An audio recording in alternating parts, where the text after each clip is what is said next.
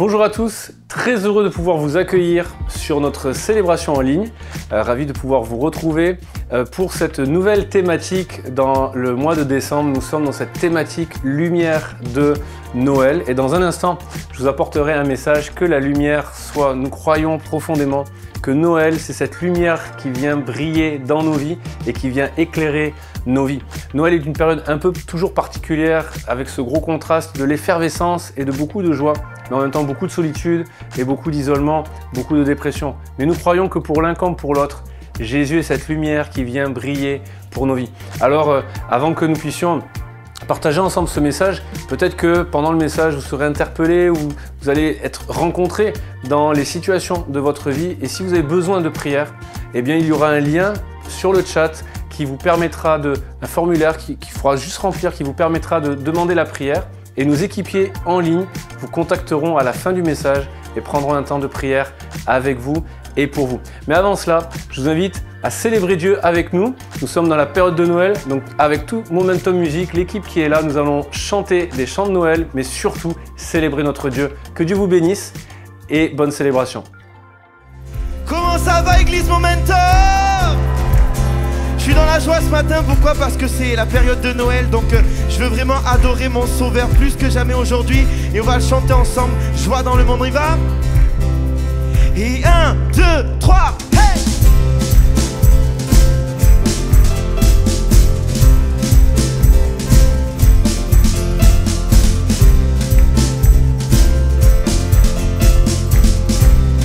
Allez, on chante ensemble. Joie dans le monde, le Seigneur vient, la terre accueille son roi.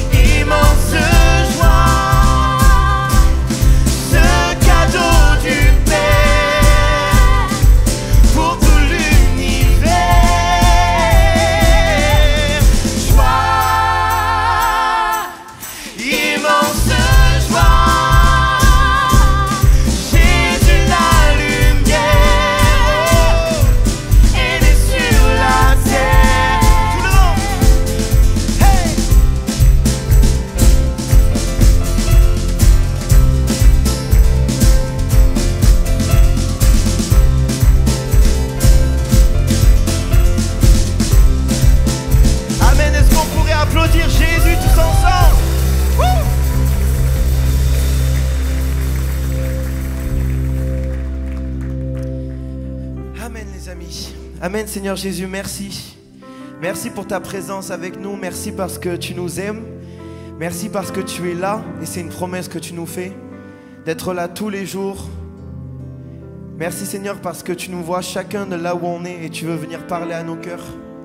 Et dans cette période de Noël, Seigneur mon Dieu, je veux encore plus te louer et t'adorer pour qui tu es, pour ce que tu as fait pour moi. Je veux célébrer ta naissance, Jésus, parce que sans ça, je n'aurais pas accès, Seigneur Jésus, à cette vie éternelle. Seigneur, j'étais destiné à me noyer dans mon péché, mais Seigneur Jésus, aujourd'hui, tu veux que je me noie dans ton amour.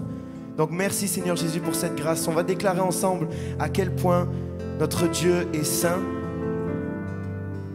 On va chanter ensemble et déclarer de tout notre cœur.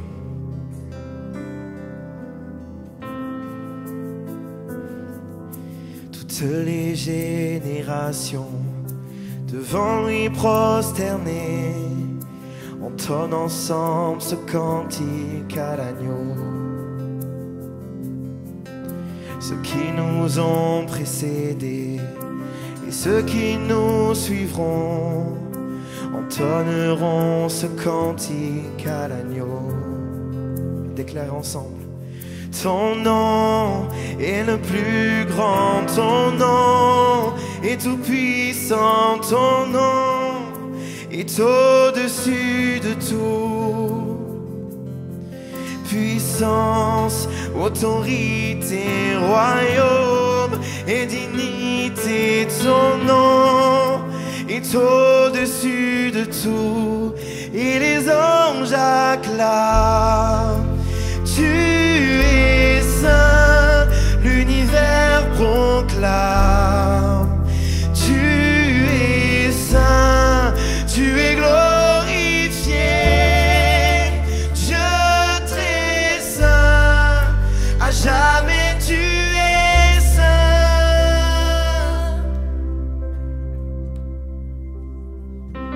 Vous qui l'a pardonné, vous qui l'a racheté, venez chanter ce cantique à l'agneau. Vous qui l'a libéré, vous qui portez son nom, venez chanter ce cantique à l'agneau. Nos voix résonnent pour l'éternité et les anges acclament.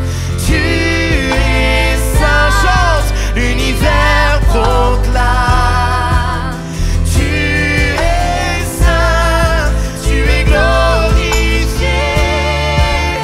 Dieu très saint, à jamais tu es saint. Église Momentum, de tout ton cœur, tout ton peuple crie. Tu es saint, toi le roi des rois. Tu es saint, Dieu d'éternité. Tu es saint, À jamais tu es saint. Ton nom Jésus. Et ton nom est le plus grand. Ton nom est tout puissant. Ton nom est au-dessus de tout. Puissance, autorité, royaume et dignité.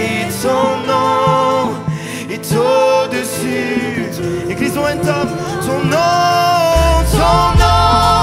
est le plus grand. Ton nom est tout puissant. Ton nom est au-dessus de tout.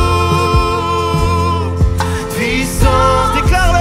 autorité, royaume et dignité. Le nom de Jésus. Au-dessus de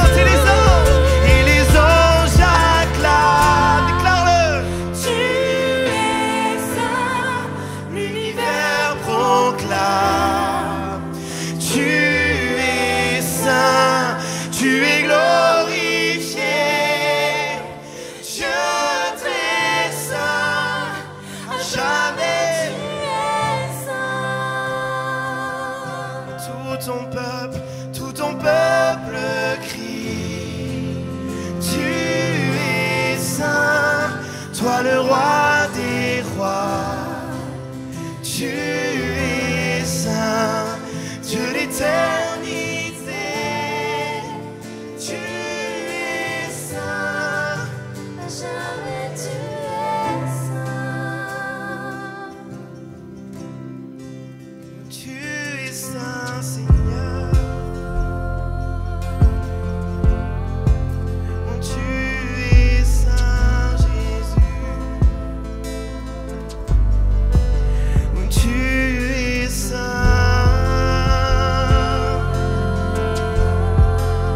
Tu es saint. Les amis, levons nos mains vers le roi des rois et déclarons: Tu es saint.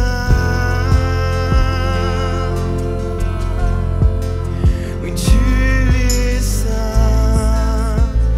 Et digne de louange, tu es saint. Commence à prier, élevez ta voix, soit dans ton cœur, soit à haute voix. Commence à prier vers le roi des rois. Exprime-lui ce que tu as sur le cœur. Si tu as des difficultés, si tu as des soucis ou simplement si tu veux être reconnaissant, élève ta voix vers Jésus.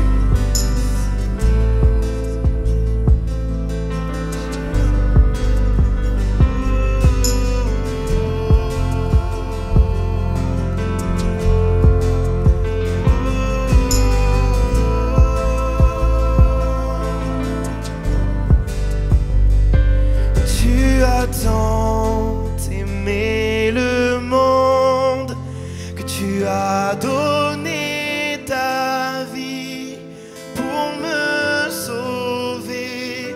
Tu as tant aimé le monde que tu as donné ta vie pour me sauver.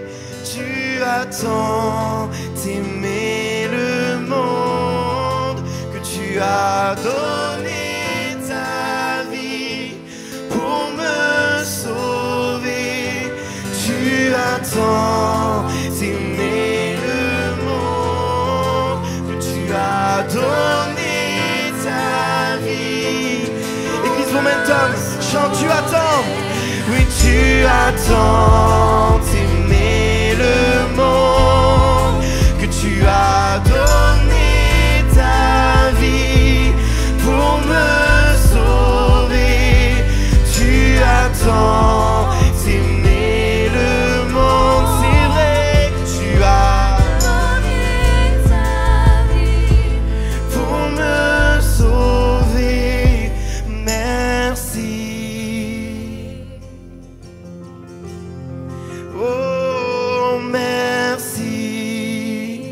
J'aimerais qu'on puisse chanter ces mots, juste simplement merci.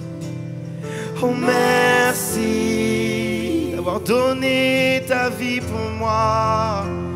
Oh, merci de prendre soin de moi, de prendre soin de moi. Merci. Église Momentum, chante merci de tout ton cœur. Oh, merci. Merci Jésus. Oh, merci.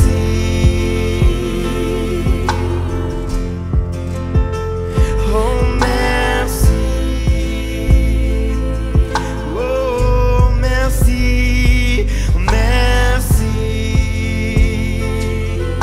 pour qui tu es. Merci. Oh, merci.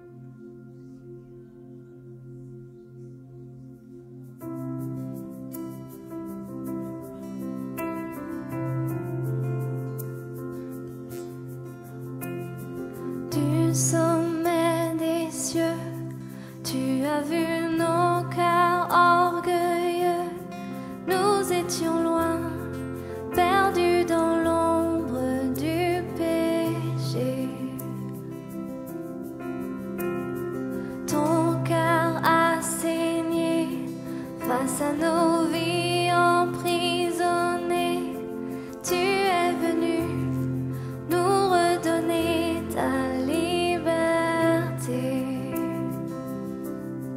Tu as changé l'histoire, donné ta vie, tracé la voie, réécrit notre histoire, tout accompli, rendu l'espoir.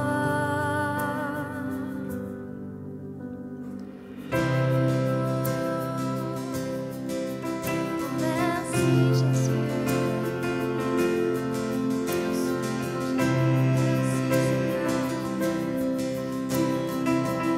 Du sommet des cieux,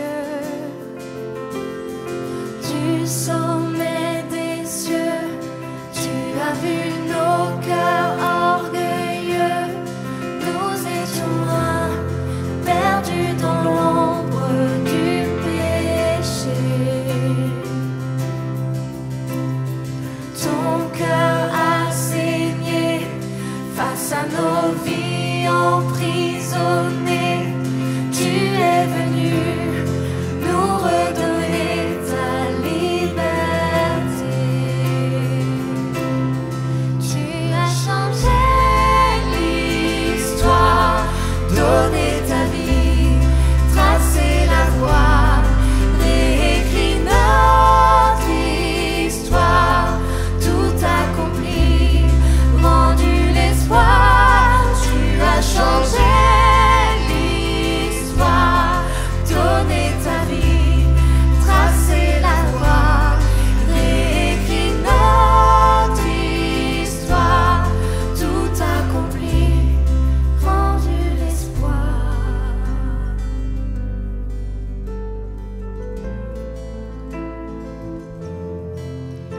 Alors que je vais inviter l'équipe préposée pour la Sainte Seine à s'avancer, comme on veut le faire et on désire le faire chaque mois, ce matin on va prendre la Sainte Seine ensemble. Et je vais vous demander de bien garder les éléments en main pour qu'on puisse la prendre tous ensemble comme une seule famille, comme un seul corps. La Sainte Seine, c'est plus que juste une belle chose qu'on fait pendant les cultes, c'est une ordonnance de Jésus. Jésus nous a demandé de faire ça en mémoire de lui. Et ce matin, c'est ce qu'on veut faire. Si on est là ce matin, c'est parce que ce Jésus nous a aimés. Si parce qu'on est là ce matin et on peut se réunir, c'est parce qu'il nous a tellement aimés qu'il a été à la croix pour nous. Et ce matin, on veut se souvenir de ça, on veut se souvenir de l'amour de Jésus. Alors qu'on prendra bientôt les éléments, j'aimerais qu'on puisse se souvenir de cet amour qui est pour chacun d'entre nous. C'est pas juste pour ton voisin, c'est aussi pour toi ce matin. 1 Pierre 2, au verset 23, nous dit « Lui qui insultait ne rendait pas l'insulte, maltraité ne faisait pas de menaces, mais s'en remettait à celui qui juge justement. Lui qui a lui-même porté nos péchés dans son corps à la croix, afin que, libérés du péché, nous vivions pour la justice. » Et je ne sais pas s'il y a des gens ici ce matin qui ont vécu cette libération du péché, mais si c'est le cas, je vous invite juste à dire Amen et à applaudir le Seigneur, les amis.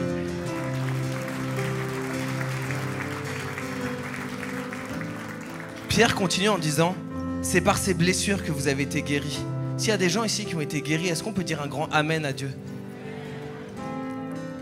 Vous étiez en effet comme des brebis égarées, mais maintenant vous êtes retournés vers le berger et le protecteur de votre âme. On aura l'occasion encore, à la fin de cette célébration, de prier pour chacun d'entre vous, pour vos besoins. Mais j'aimerais vous dire que week-end après week-end, on a des témoignages de la grâce de Dieu. Week-end après week-end, on voit des guérisons. Week-end après week-end, on voit des personnes qui sont libérées. Pourquoi? Parce que c'est ce Dieu qui agit. Ce Dieu qui a été à la croix pour nous il y a 2000 ans, il veut le faire encore aujourd'hui. Il veut faire son œuvre encore aujourd'hui pour nous. C'est pour ça qu'on va prendre ces éléments ensemble. Je vais nous inviter à prendre le pain. Prenons ce pain. Et on veut se rappeler encore, ce matin, des souffrances de Jésus. C'est par ses blessures, par ses meurtrissures que nous sommes guéris. Est-ce qu'on peut prendre le pain?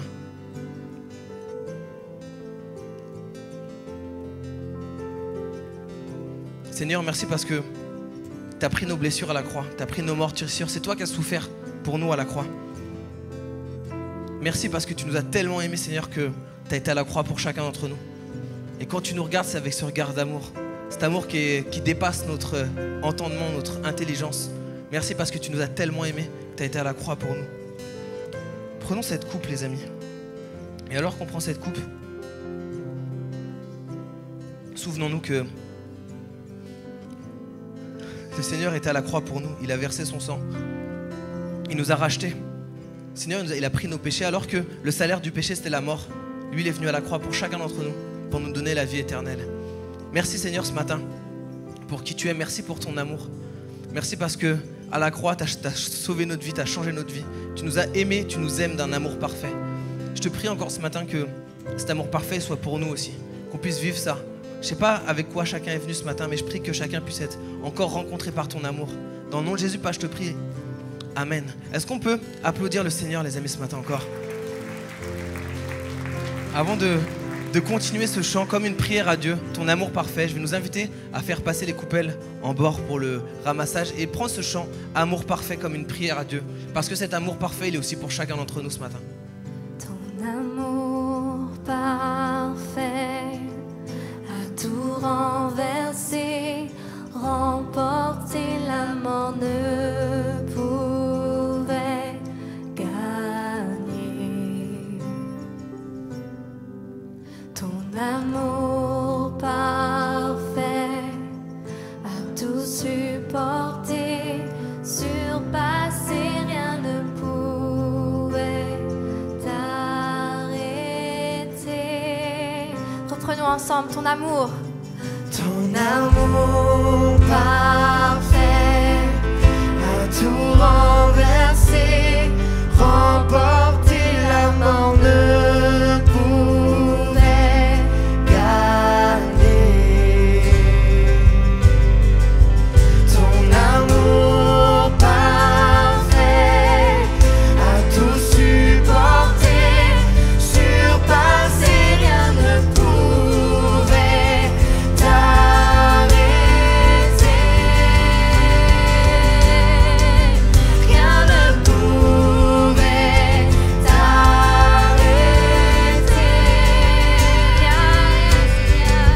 Rien ne pouvait t'arrêter.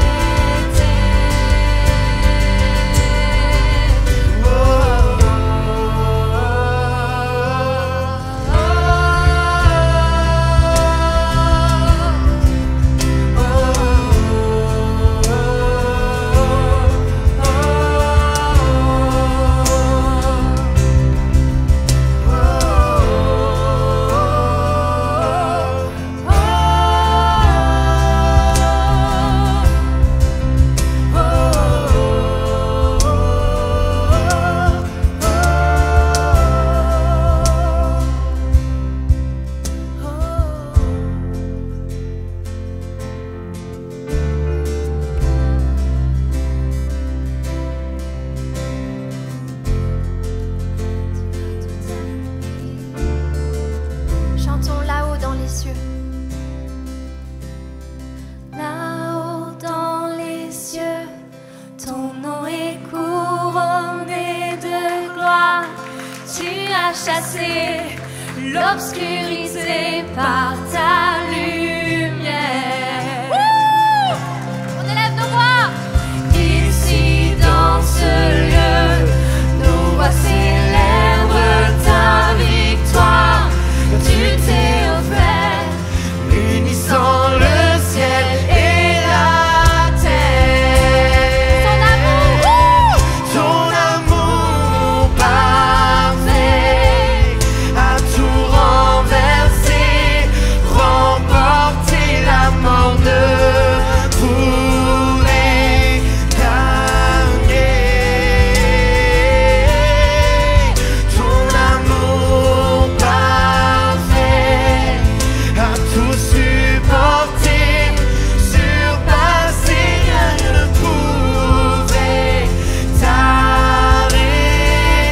Chantons, rien ne pouvait l'arrêter. Oh non, non, non, rien ne pouvait t'arrêter.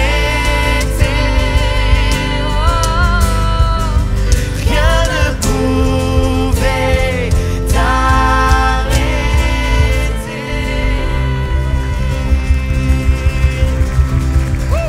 Oui, son amour est parfait. Il est parfait, il n'y a rien à y ajouter. C'est son amour parfait qui a tout accompli. Il a tout accompli pour que nous puissions avoir la vie, pour que nous puissions être réconciliés avec le Père, pour que nous puissions bénéficier de sa présence. Alors est-ce qu'on peut encore acclamer notre Seigneur? Très heureux d'être avec vous ce matin. On vient de chanter l'histoire de l'amour parfait. On a chanté tout à l'heure le chant Amour parfait, où les paroles que nous prononcions et que nous chantions étaient le fait que Dieu a écrit notre histoire, que Jésus est venu pour réécrire notre histoire. Et je crois que peu importe comment notre histoire a commencé, peu importe comment l'histoire de notre vie a commencé, je crois que Dieu est toujours capable d'écrire de nouvelles pages de notre histoire. Des fois, Dieu est même capable de fermer le livre de notre passé, d'ouvrir un nouveau livre et d'écrire quelque chose de nouveau avec nos vies. Amen. Je crois que Dieu est présent dans ce lieu et que Noël nous rappelle le fait que Jésus est venu pour écrire des nouvelles pages de notre histoire, un nouveau tome de notre vie, un nouveau chapitre à notre vie, parce que Dieu est celui qui veut écrire son histoire dans nos vies. L'histoire de l'amour parfait. Et je ne sais pas pour ceux qui ont déjà peut-être essayé d'écrire un poème, une lettre, quelque chose. Et lorsque je me souviens, j'ai voulu commencer à écrire mon premier livre, que dans ma tête, il y avait plein d'idées, il y avait tout, presque tout le contenu était, mais quand il a fallu se poser devant cette page blanche et commencer à écrire les premiers mots, c'était difficile. Des fois, c'est dur de sortir un premier mot. Et peut-être qu'il y a des parents ici dans ce lieu, vous avez été comme Laetitia et moi, lorsque nous avons eu nos enfants, et lorsque le petit bébé commence à grandir, qu'il commence à gazouiller et qu'on veut qu'il prononce son premier mot. Et là, normalement, il y a une espèce de lutte, de duel entre le papa et la maman, où le papa passe son temps à dire « papa, papa, papa, papa, papa, papa », espérant que le premier mot qui sorte de la bouche de son enfant soit « papa ». Et la maman fait la même chose « maman, maman, maman », c'est plus facile de dire « maman, maman ». Et souvent, même le gazouillis, des fois, juste il fait « il a dit papa », juste il râle « non, il a dit maman ». Tu vois, on est tous là. Et je me souviens qu'une de nos filles, que je ne nommerai pas et que je ne mettrai pas sous le spot ce matin, mais une de nos filles, le premier mot audible qu'elle a dit correctement, je ne parle pas de quand elle est gazouillée, le premier mot vraiment qu'elle a dit, c'était ni papa ni maman. Ça a été gâteau. Là, ça a été un drame. Au moins, je savais que c'était ma fille, il n'y avait aucun doute là-dessus. Mais ce premier mot, des fois, il est important. Et j'aimerais vous parler des premières paroles, du premier mot que Dieu a prononcé dans l'histoire de l'humanité. Le premier mot, la première parole que nous trouvons de la part de Dieu dans nos Bibles, au moment de la création, au récit de la création, c'est que la lumière soit. Voilà les premières paroles que vous trouverez dans la Bible, dans l'histoire de l'humanité. Avant même que Dieu crée Adam et Ève, la première chose que Dieu prononce dans ce monde, que la lumière soit. Et j'aimerais vous dire, c'est le titre de mon message ce matin, Jésus vient, et c'est ça l'histoire de Noël, c'est l'histoire de la lumière qui vient dans ce monde. Et j'aimerais te dire, Dieu veut te dire ce matin que la lumière soit dans ta vie. Je ne sais pas quelles les circonstances que tu traverses, les situations que tu peux vivre. Peut-être que tu es dans un avenir qui est sombre et obscur, mais Dieu veut venir ce matin te dire, Noël avant l'heure, avant le 24, avant le 25, te dire aujourd'hui que la lumière soit. Dis-le à ton voisin, que la lumière soit. C'est ça l'histoire de Noël. Jean 1 nous dit au commencement, juste à une personne, juste à ton voisin, au commencement était la parole et la parole était avec Dieu et la parole était Dieu. Elle était au commencement avec Dieu, toutes choses ont été faites par elle et rien de ce qui a été fait n'a été fait sans elle. En elle était la vie était la lumière des hommes. La lumière brille dans les ténèbres, et les ténèbres ne l'ont point reçue. Il y eut un homme envoyé de Dieu, son nom était Jean. Il vint pour servir de témoin, pour rendre témoignage à la lumière, afin que tous puissent croire en lui. Il n'était pas la lumière, mais il parut pour rendre témoignage à la lumière. Cette lumière est la véritable lumière qui, en venant dans le monde, éclaire tout homme. Noël, c'est l'histoire de Jésus qui vient, la lumière du monde, qui vient dans ce monde de ténèbres, dans nos vies les plus obscures, qui vient dans nos avenirs les plus sombres et qui vient briller dans nos vies, qui vient éclairer nos vies. Et on va le voir dans l'histoire de Noël, parce que là, vous allez me dire, tu as parlé de la création, tu n'es pas du tout à Noël. On va y venir dans Luc au chapitre 2, on voit l'histoire d'hommes qui vont voir resplendir la lumière qui vient du ciel. Alors j'aurais pu parler des mages, on parle de lumière de Noël, j'aurais pu parler des mages avec l'étoile qui apparaît dans le ciel et qui va les conduire jusqu'à Jésus, mais ce n'est pas d'eux dont je veux parler ce matin, je veux parler des bergers. Et voilà l'histoire que nous trouvons dans Luc au chapitre 2, les versets vont s'afficher. Il y avait dans cette même contrée des bergers qui passaient dans les champs les veilles de la nuit pour garder leurs troupeaux. Et voici un ange du Seigneur leur apparut et la gloire du Seigneur resplendit autour d'eux. Ils furent saisis d'une grande frayeur, mais l'ange leur dit « Ne craignez point, car je vous annonce une bonne nouvelle, qui sera pour tout le peuple le sujet d'une grande joie. C'est qu'aujourd'hui, dans la ville de David, Bethléem, il vous est né un sauveur, qui est le Christ, le Seigneur. Et voici à quel signe vous le reconnaîtrez. Vous trouverez un enfant emmailloté et couché dans une crèche. Soudain, il se joignit à l'ange une multitude de l'armée céleste, louant Dieu et disant « Gloire à Dieu dans les lieux très hauts, paix sur la terre parmi les hommes qu'il aime. » Lorsque les anges les eurent quittés pour retourner au ciel, les bergers se dirent les uns aux autres « Allons jusqu'à Bethléem, voyons ce qui est arrivé, ce que le Seigneur nous a fait connaître. » Ils y allèrent en hâte et ils trouvèrent Marie et Joseph, le petit enfant couché dans la crèche. Après l'avoir vu, ils racontèrent ce qui leur avait été dit au sujet de ce petit enfant. Tous ceux qui les entendirent furent dans l'étonnement de ce que leur disaient les bergers. Je le redis, Noël, c'est Jésus qui vient pour éclairer nos vies. L'histoire de ces bergers est un peu particulière, on n'a pas leur prénom, on ne sait pas combien ils étaient, on sait juste que c'était les bergers qui faisaient les veilles de la nuit, qui gardaient les troupeaux pendant la nuit. Et à l'époque de Jésus, les bergers n'étaient pas le métier en vogue, le métier à la mode, c'était pas les influenceurs de l'époque, c'était vraiment un métier qui était mis de côté, qui était méprisé, qui n'était pas mis en valeur. Et dans les bergers, quand tu étais berger, tu n'étais pas déjà le métier en vue, mais en plus, tu pouvais être le dernier de la classe. Et les derniers des derniers, les bergers, les sous-bergers, c'était ceux qui faisaient les veilles de la nuit. Ces hommes-là sont en train de garder les troupeaux, les veilles de la nuit. Ils sont en train de veiller pour garder des troupeaux qui sûrement leur appartiennent même pas. Et je sais pas, mais j'essaie d'imaginer. Peut-être qu'à ce moment-là de l'histoire, ils sont en train de se dire, peut-être qu'ils ont leur caractère français qui ressort, et puis ils sont peut-être en train de monter un syndicat et de se dire, mais c'est pas normal, c'est pas juste, on n'aurait pas dû se retrouver là. Et puis, pourquoi moi? Pourquoi encore? Pourquoi aujourd'hui? Pourquoi je me retrouve dans cette situation? Et peut-être que ce matin, tu n'es pas un berger, tu n'es pas en train de veiller la nuit, ou peut-être, j'en sais rien, et peu importe, mais peut-être que tu te retrouves comme ces bergers sans doute, à te poser ces questions. Pourquoi il m'arrive ceci? Pourquoi encore? Pourquoi maintenant? Pourquoi moi? C'est pas juste, c'est pas normal. Je dois hériter d'autre chose, j'ai travaillé dur pour obtenir autre chose. Pourquoi il m'arrive cette galère? Et j'aimerais te dire, tout comme l'ange va le dire au berger, j'aimerais te dire de la part de Dieu, vraiment ouvre grand tes oreilles et grand ton cœur, il y a une bonne nouvelle pour toi. Je m'attendais à plus de amen, c'est pas grave, je l'ai peut-être pas dit assez fort. Il y a une bonne nouvelle pour toi aujourd'hui. C'était sans doute une nuit comme les autres, une nuit de plus. Et peut-être c'est un message comme les autres, ou un message de plus, un dimanche de plus. Mais j'aimerais te dire aujourd'hui, il y a une bonne nouvelle pour toi. Il vous est né un sauveur qui est le Christ, le Seigneur. Et l'ange va venir voir les bergers. Et c'est intéressant parce que les gens qu'on mettait de côté, qui étaient comme insignifiants pour la société, c'est à eux que l'ange va dire, il vous est né un sauveur.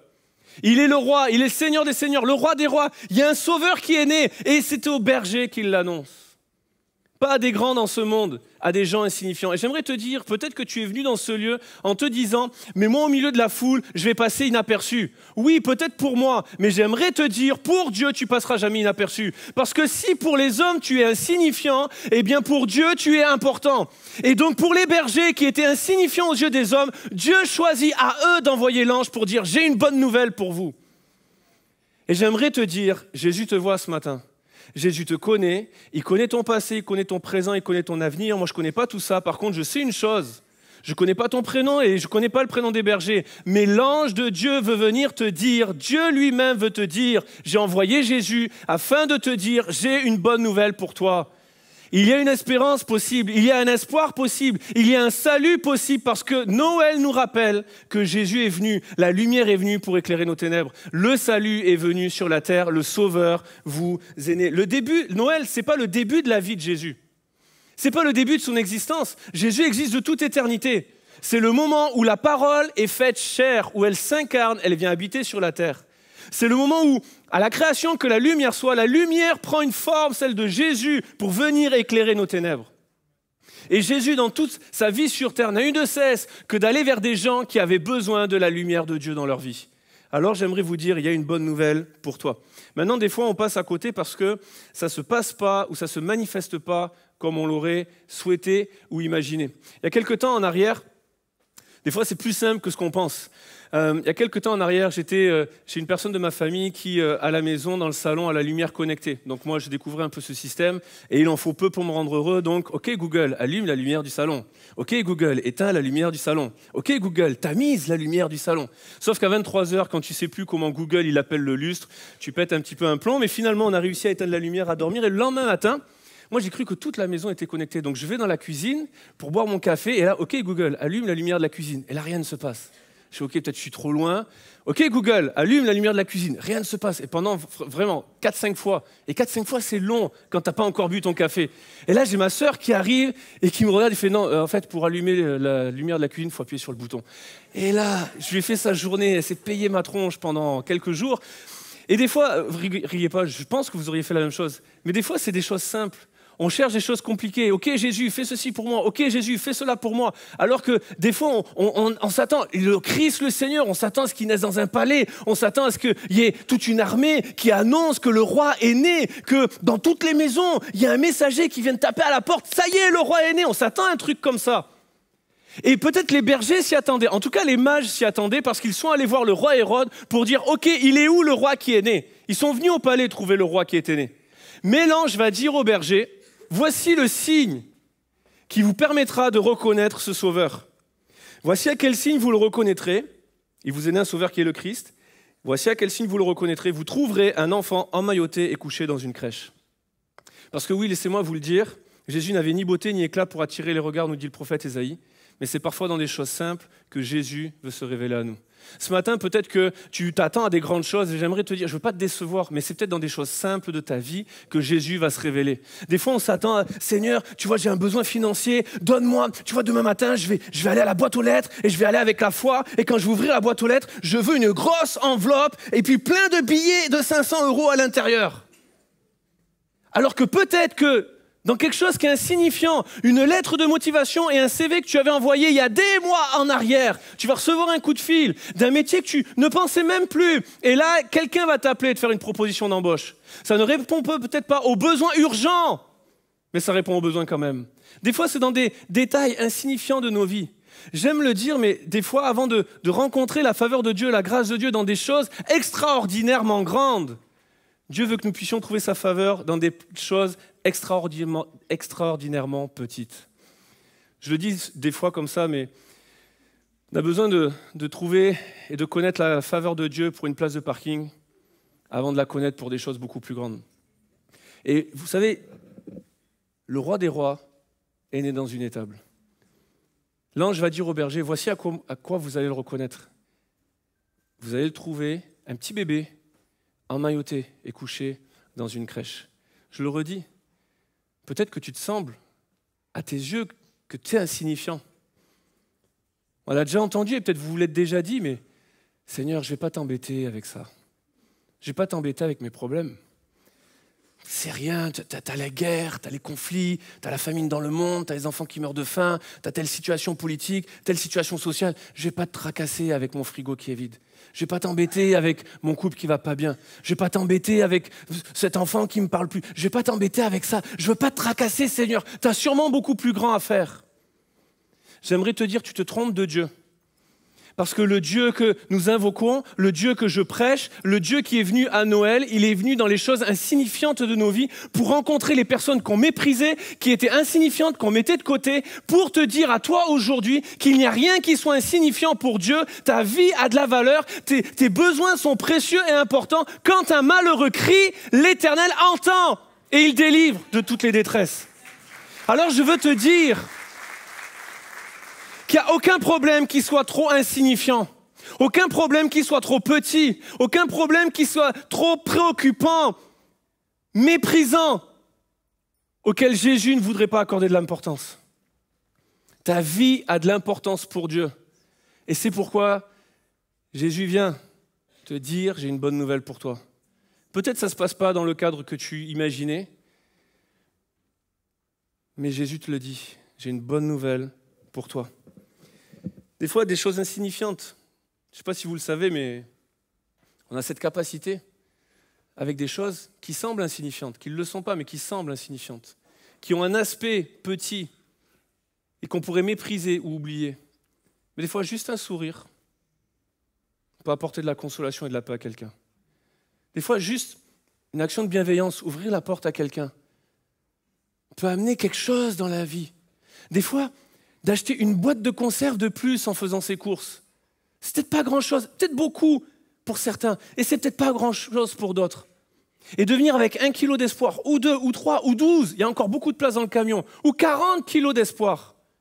C'est peut-être suffisant pour donner de la paix et un Noël différent à une famille qui n'aurait jamais pu fêter Noël.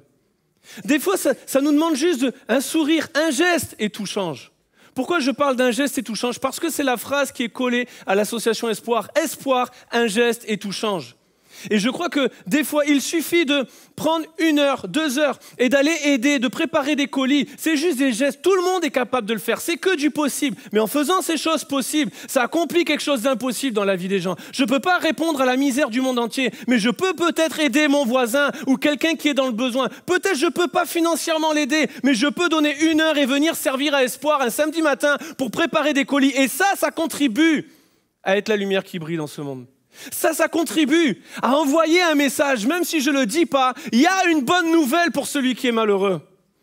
C'est que Jésus est venu sur la terre. Noël, c'est la lumière qui vient éclairer nos vies. Il y a un espoir pour ceux qui sont dans le désespoir. Et espoir n'est pas juste un nom qui fait beau pour une association. Ce sont des visages, ce sont des personnes, ce sont des bénévoles qui viennent et qui aident. Alors j'aimerais que pendant au moins 1 minute, on applaudisse très très très très fort toutes les personnes qui servent à Espoir.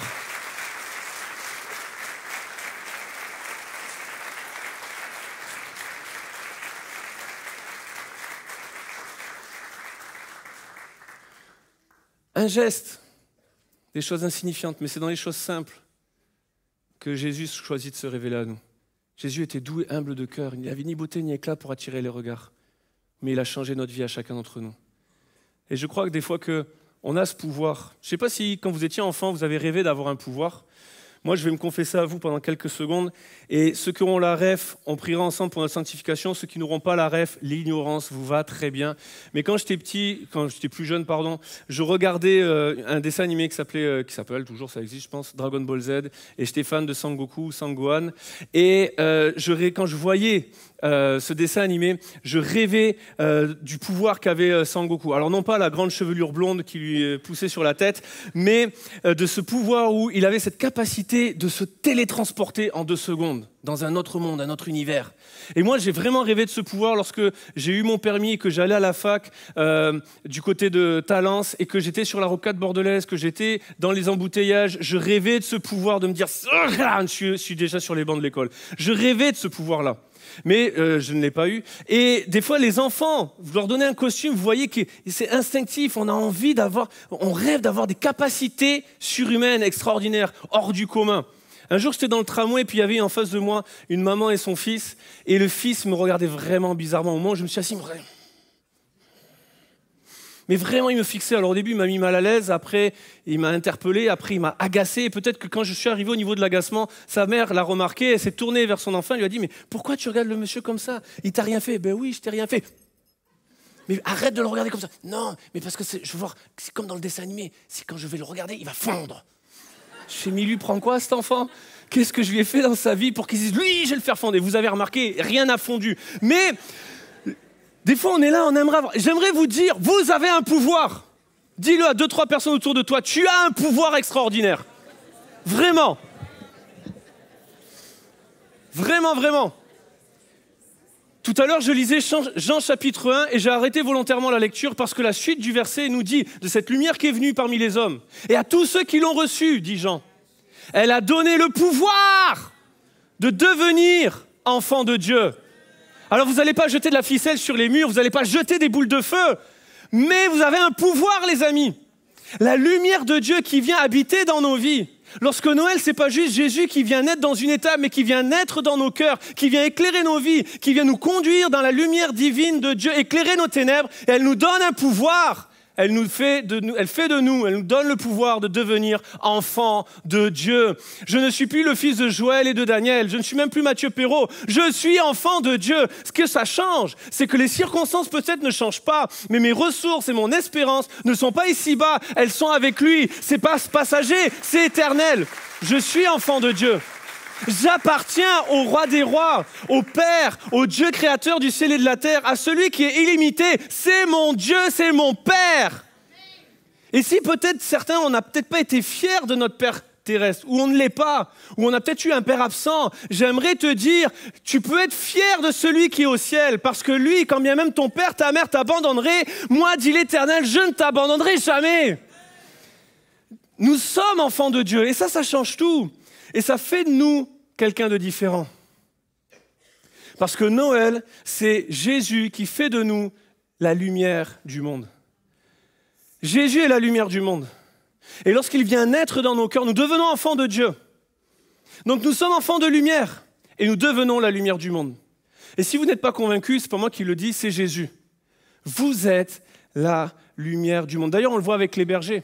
Dès lors qu'ils ont vu Jésus, ils sont repartis, ils se sont mis à raconter ce qu'ils avaient vu, on l'a lu ensemble, et tous étaient dans l'étonnement de ce que disaient les bergers. Tu m'étonnes. C'était pas les prédicateurs du siècle, ces gens-là.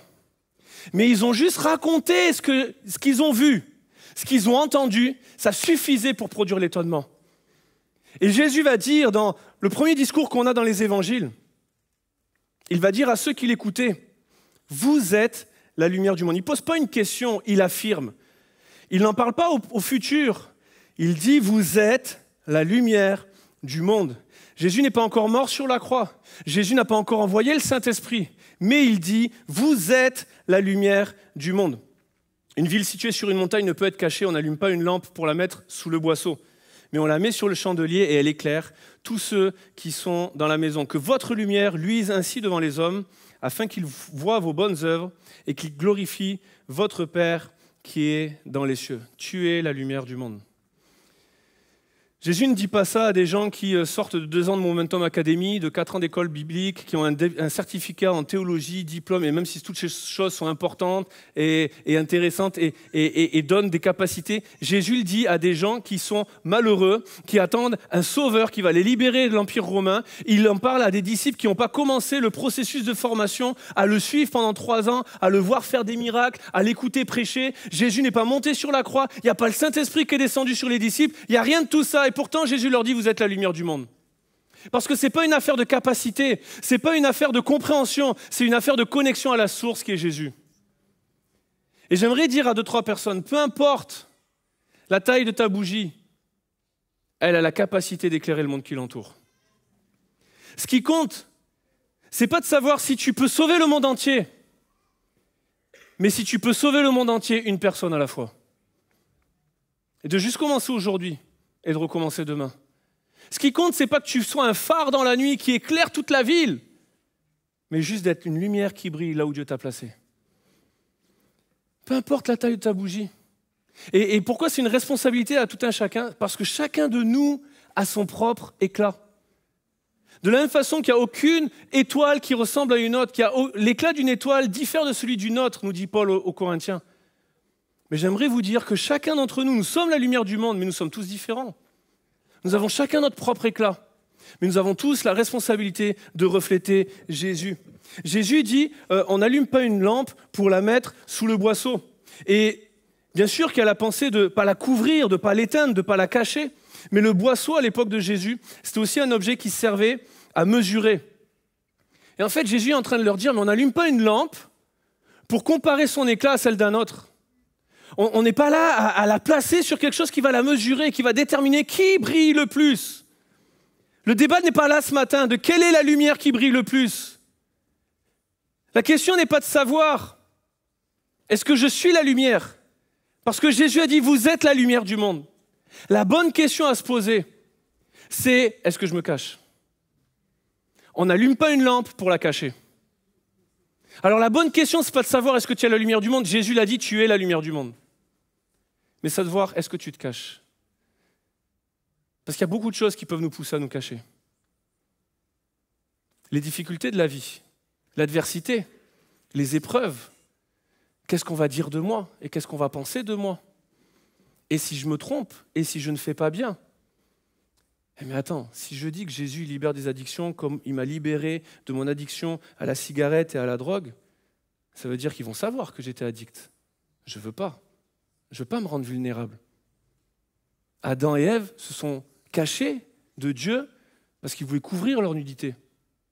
Couvrir ce qui les rendait vulnérables. La culpabilité vis-à-vis du péché. On a échoué. On a voulu bien faire. Moïse a voulu bien faire et pendant 40 ans, il va se retrouver dans un désert. Des fois, on se cache, on se crée nos déserts, on se crée notre table sous laquelle on va se mettre dessous pour surtout, je veux pas qu'on me voie. Et des fois, c'est à cause de la religiosité qu'on se cache. Parce qu'on nous a bassinés de messages de « Non, mais Jésus, il était doux et humble de cœur, alors il ne faut pas que ça soit vu. » C'est de l'orgueil.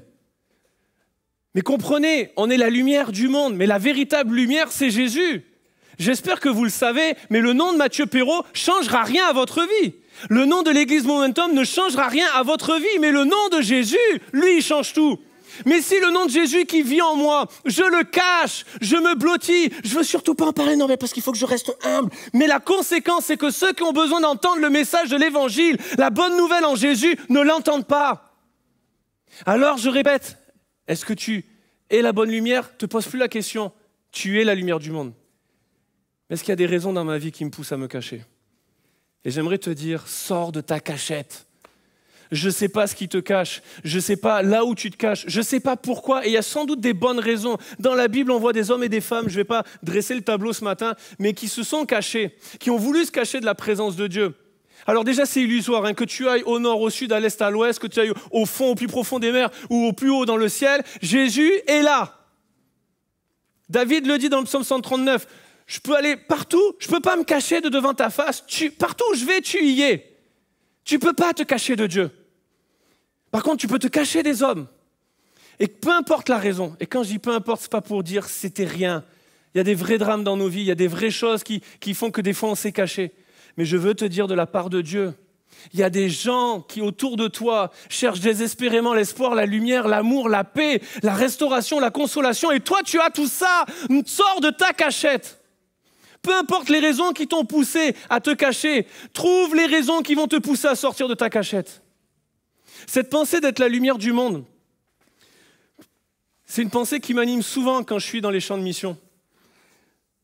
Je ne vais pas parler longuement des missions. En janvier, je veux vraiment prendre un temps où je veux vraiment vous parler des voyages qui ont pris place en 2023, que ce soit en Roumanie, en Inde ou au Liban. Mais juste, quand je suis dans les champs de mission, souvent, dans les temps de dévotion que nous avons le matin, c'est une des pensées que je partage sur le fait qu'il y a des choses qui peuvent nous pousser à nous cacher. Et quand on est sur les champs de mission, j'aimerais que vous puissiez comprendre que les vrais missionnaires, ce n'est pas nous qui partons. Parce que nous, on est revenus, mais c'est ceux qui sont sur place. Et progressivement, je désire au plus profond de mon cœur que chacun d'entre vous, vous puissiez oublier que l'Inde, ah oui, Mathieu, il va en Inde, oubliez-moi. Mais que vous puissiez penser à Chantilly, à Bama, à Sima. Qu'au Liban, vous puissiez penser à Rachel, à Wissam, à Sandra. Que lorsque vous penserez à la Roumanie, vous puissiez penser à Laetitia qui est là-bas. Qu'en fait, c'est eux qui sont sur place, c'est eux qui font le travail, c'est eux qui font l'œuvre de Dieu. Ce sont eux les lumières qui brillent dans un monde de ténèbres. Et quand je suis au contact avec eux, je le dis souvent aux équipes, il y a beaucoup de choses qui pourraient nous encourager à nous cacher. Mais ce qui nous conduit à briller, ce n'est pas nos capacités, un grand savoir, c'est notre capacité à considérer le besoin autour de moi. Il y a des gens qui ont besoin de Jésus. Il y a des gens qui cherchent l'espoir. Et nous, on le connaît. Il vit en nous. On peut lui parler, on peut s'approcher de lui. Et j'ai une responsabilité. Jésus a fait de moi sa lumière afin que je puisse briller. Je vais inviter les musiciens à revenir, s'il vous plaît. Mais lorsque Jésus parle de la lumière du monde, il parle de la ville qui est sur les montagnes pour éclairer au loin. Et ça parle de notre vie à l'extérieur. Et puis il parle de la lampe dans la maison. Ça, c'est notre vie à l'intérieur. Dans les deux cas, nous sommes appelés à briller. Et dans les deux cas, nous ne produisons pas notre propre source. La lampe, pour qu'elle puisse briller, il faut qu'il y ait de l'huile qui anime. Et tant qu'il y a de l'huile, il y a de la lumière. Et puis, les maisons sur les montagnes, comprenez qu'à l'époque de Jésus, il n'y a pas l'EDF, Enedis et tout ça. Et qu'en fait, on construisait les maisons sur les montagnes en pierre calcaire blanche pour qu'au loin, elles puissent refléter la lumière du soleil et être une lumière qui guide ceux qui étaient à pied, ceux qui voyageaient. Elles reflétaient la lumière du soleil. Ce qui compte, ce n'est pas la taille de ta bougie. Ce qui compte, c'est que tu puisses refléter Jésus là où tu es. Que tu puisses rayonner là où tu es. Ne te compare pas aux autres, ça ne sert à rien. Je ne serai jamais dans les endroits où vous êtes. Vous ne serez jamais dans les endroits où je suis. Alors si je me cache, je ne peux pas me dire « Seigneur, envoie les autres ». Je ne peux pas compter sur vous dans le sens que ça ne va pas compenser. Vous devez rayonner là où vous êtes. je dois rayonner là où je suis. L'Église doit rayonner là où elle est. Et nous sommes dans un monde où on peut même rayonner bien au-delà de ce qu'on imagine. Mais avant de penser à l'extérieur, rayonne sur ton lieu de travail. Rayonne avec tes voisins. Rayonne dans ton quartier. Rayonne avec ta famille. Rayonne avec tes enfants. Rayonne là où Jésus te place. Reflète la lumière de Jésus. Et c'est pourquoi on a désespérément besoin de Jésus. Si vous me le permettez, je vais revenir au début de l'histoire. Quand Dieu va dire que la lumière soit. Si nous voulons être la lumière du monde, si nous voulons un changement dans notre vie, si nous voulons que Dieu écrive une nouvelle page de notre histoire, alors nous avons désespérément besoin de lui dire que ta lumière soit. Viens briller dans ma vie.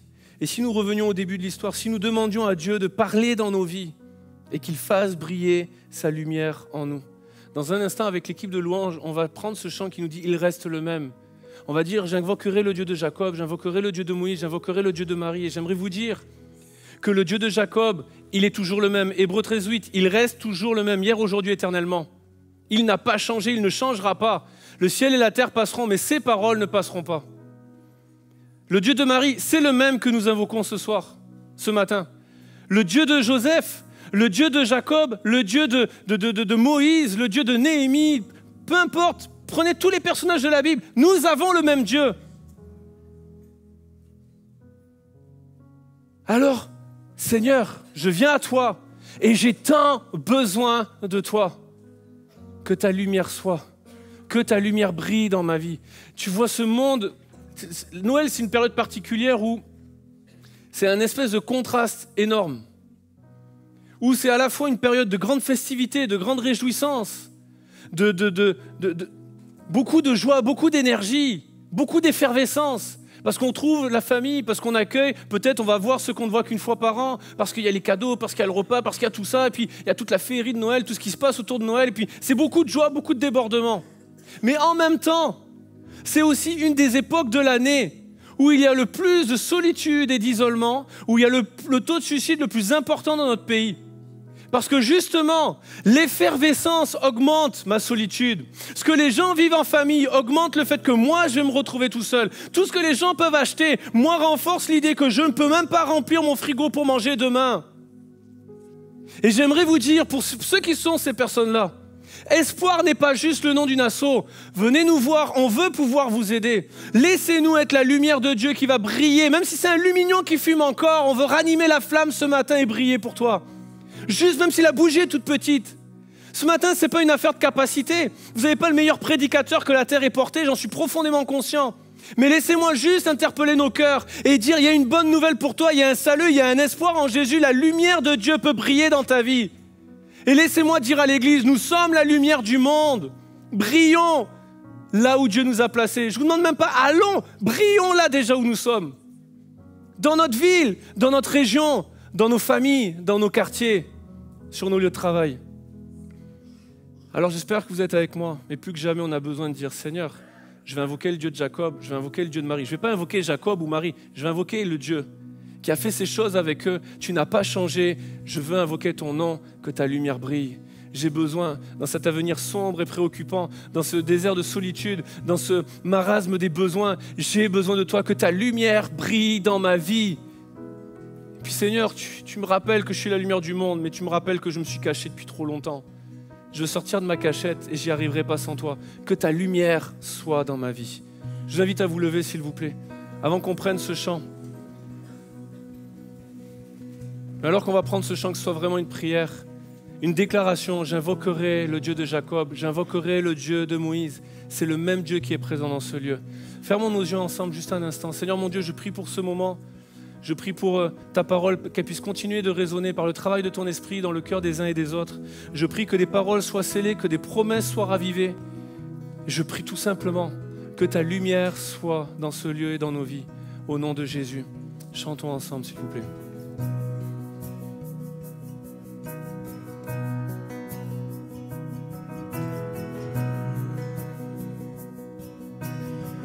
J'invoquerai le Dieu de Jacob,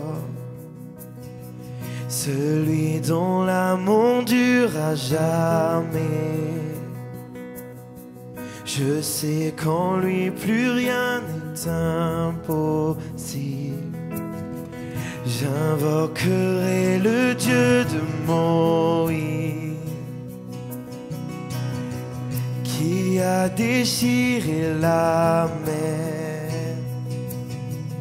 À mon tour, j'ai besoin de cette œuvre en moi. Oh, mon Dieu, j'ai besoin de toi. Mon Dieu, viens, agis maintenant. Agis maintenant. Toi le rocher éternel, ta fidélité me soutient. Sur toi je me tiens. Oh, j'invoquerai le Dieu de Marie, dont la faveur repose sur les âmes. Je sais qu'en lui plus rien n'est impossible. J'invoquerai le Dieu de David, oh, qui fit du berger un grand guerrier. Goliath n'est plus présent, mais j'ai mes propres géants. Oh Dieu, j'ai besoin de toi. Mon Dieu, viens, agis maintenant. Agis maintenant. Oh, toi le rocher éternel, ta fidélité me soutient. Sur toi on chante ensemble. Sur toi je me tiens. Oh Dieu, j'ai besoin de toi. Mon Dieu, viens, agis maintenant. Agis maintenant. Toi le rocher éternel, ta fidélité me soutient. Sur toi je me tiens. Restons dans ce moment où chacun d'entre nous, on a les yeux fermés. Et j'aimerais juste faire un appel. Je crois profondément qu'il y a beaucoup de personnes dans ce lieu qui ont besoin, et ce chant est plus qu'un chant, c'est une prière. J'ai besoin de toi, j'ai besoin de ta lumière dans ma vie. Alors juste là, alors que tout le monde a les yeux fermés, j'aimerais lancer cet appel et donner l'opportunité à plusieurs de sortir de leur cachette. Je ne vais pas vous demander de sortir des rangs, mais juste sortir de votre cachette. Et là où vous êtes, alors tout le monde a les yeux fermés, s'il y a des personnes dans ce lieu qui ont besoin de la lumière de Dieu sur leur vie, afin d'éclairer leur vie, d'un changement profond, là où vous êtes, levez votre main et je vais prier pour vous.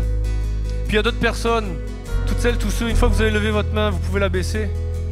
Toutes celles, tous ceux qui veulent sortir de leur cachette et dire oui, je suis la lumière du monde, il y a trop de choses depuis trop longtemps qui font que je me cache. Alors que ta lumière soit et brille à travers ma vie. Si c'est votre prière ce matin, levez votre main et je vais aussi prier pour vous. Il y a encore plusieurs mains qui se lèvent un petit peu partout.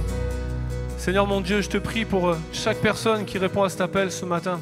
Je te prie pour chacun d'entre nous, mais je te prie Seigneur pour celles et ceux qui ont manifesté ce besoin, ce désir de te demander que ta lumière brille dans leur vie. Je prie que là où l'ennemi essayait de dérober, de détruire, tu viennes donner la vie et la vie en abondance, que ta lumière vienne briller, chasser les ténèbres de leur vie dans le nom de Jésus. Je te prie pour l'Église, je te prie pour les personnes qui ont levé leurs mains, pour être cette lumière dans ce monde, là où tu nous envoies, de rayonner. Peut-être des gens qui se comparaient aux autres et à cause de ça ils se sont cachés, d'autres à cause de la religiosité, l'adversité, tant d'autres choses. Mais peu importe la raison, je prie que tu montres les raisons de sortir de nos cachettes plus fortes que le reste. Dans le nom de Jésus, manifeste ta grâce et que ta lumière brille sur chacun de nous. Tu restes le même, c'est ce que nous confessons ce matin. Tu ne changes pas hier, aujourd'hui, éternellement. Tu restes le même, tu demeures le même. Le ciel et la terre passeront, mais tu ne changeras pas. Tes paroles ne passeront point parce que tu restes le même. Que ton nom soit béni, Jésus. Amen. Déclarons-le ensemble. Tu restes le même, Seigneur. tu ne changes pas.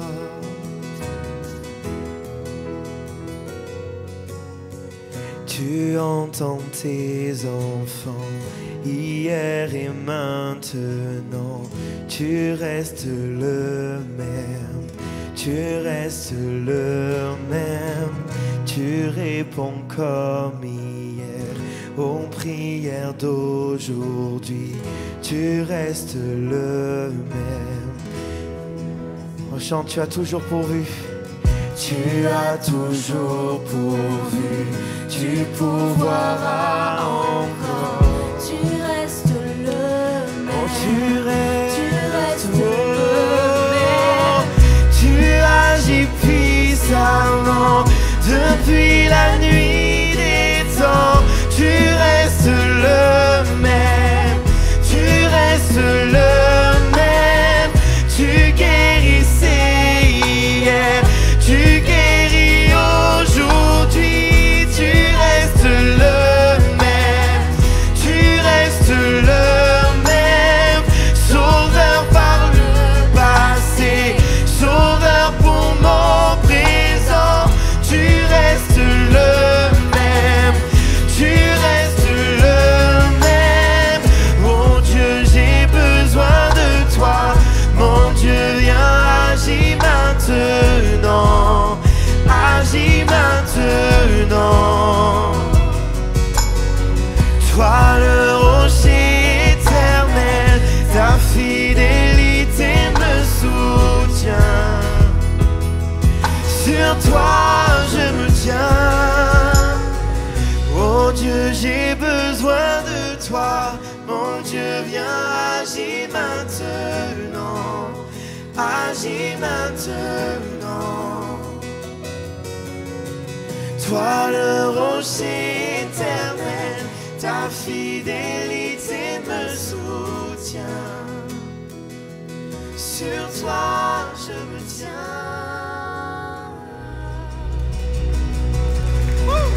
Amen.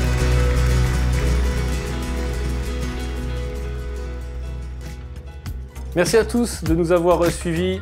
J'espère, je crois vraiment que Dieu vous a béni à travers cette célébration. N'oubliez pas, pour celles et ceux qui ont besoin que nous puissions prier pour vous, il y a le formulaire qui vous permet d'accéder à la prière et nos équipiers vont prendre contact avec vous tout de suite dès que la célébration se termine. Encore une fois, Noël, c'est cette lumière qui vient éclairer nos vies et nous prions et je prie pour que la lumière soit et vienne éclairer vos vies en cette matinée. Que Dieu vous bénisse. On se retrouve le week-end prochain. Encore une fois, merci pour votre fidélité, pour votre générosité dans les dîmes et les offrandes qui rendent tout cela possible. À très vite, passez une bonne semaine.